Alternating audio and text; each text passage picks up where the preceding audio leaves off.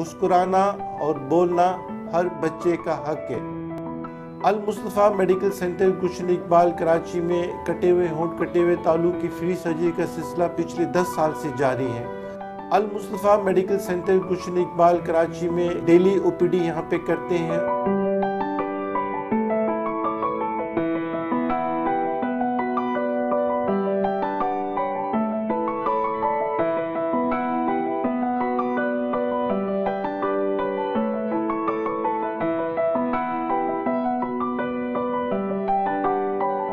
रोज़ाना की बुनियाद पे सर्जरी का सिलसिला भी जारी है।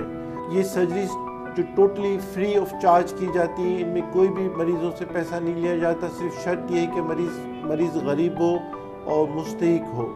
अगर वो गरीब मरीज़ और मुस्तहिक मरीज़ है तो उसकी surgery totally free of charge की जाती है। और यही सर्जरी बड़े बड़े हॉस्पिटलों में 2-2 लाख की, 2.5 लाख की होती है। तो आप अगर ऐसे किसी बच्चे को देखें जिसका होंठ कटा हुआ है या तालू कटा हुआ है, और किसी बड़े को भी देखें जिसकी आवाज़ सही नहीं है, जिसके चेहरे में कोई प्रॉब्लम है, तो उसको अल मुस्तफ़ा मेडिकल सेंटर में 4 से 5 डेली ओपीडी होती है। आप उसको भेज सकते हैं मशवरे के लिए, और अगर उसको ज़रूरत होगी तो उसकी फ्री सर्जरी की जाएगी।